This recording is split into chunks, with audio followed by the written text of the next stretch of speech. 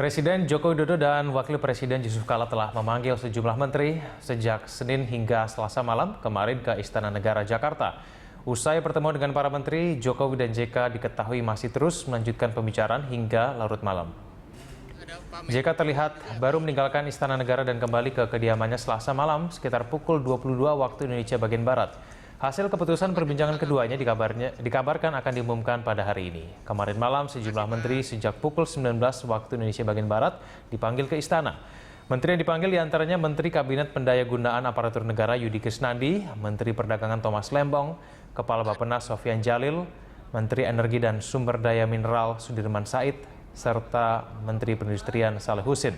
Dari menteri-menteri yang hadir, hanya Yudi Krisnandi dan Thomas Lembong yang masuk lewat pintu Istana Negara. Selebihnya masuk melalui pintu Wisma Negara.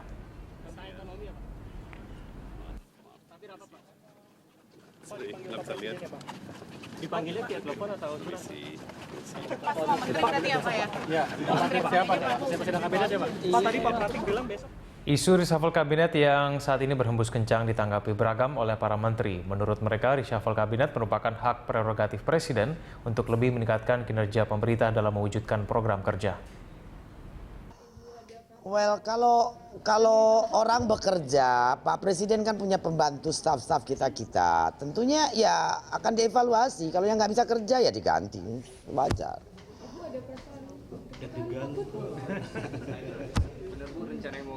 Jabatan menteri itu sangat politis dan sangat tergantung kepada Pak Presiden kita. Ya kita bekerja as best as we can. Kalau masih tidak terpakai dipecat ya biasa toh. It's back to it's not the end of the world toh. Kami mendapatkan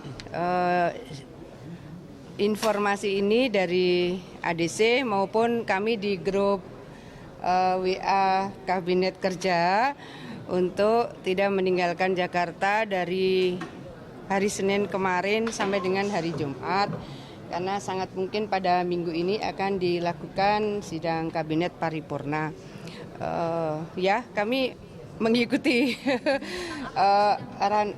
Tidak ada secara spesifik tema dari SKP, tapi sebetulnya dulu juga pernah kami mendapatkan informasi supaya masing-masing menteri tidak keluar daerah atau keluar negeri pada event-event di mana memang sangat mungkin ada keputusan strategis dilaksanakan gitu. Ada juga bahkan menteri yang baru sampai di luar negeri di kota tujuan lalu harus kembali karena memang ada keputusan-keputusan penting yang harus diketahui oleh masing-masing menteri beberapa kali sih. Saya tidak terlalu tidak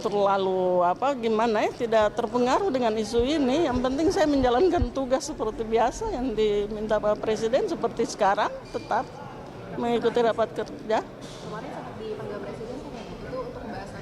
Enggak, itu hanya Presiden melihat perkembangan saya perlu ditambah, terlibatkan masyarakat, LSM, dan saya pikir itu cukup bagus. Itu aja, tidak jadi masalah. Presiden yang memilih, Presiden berhak untuk memberhentikan semua menteri, no problem.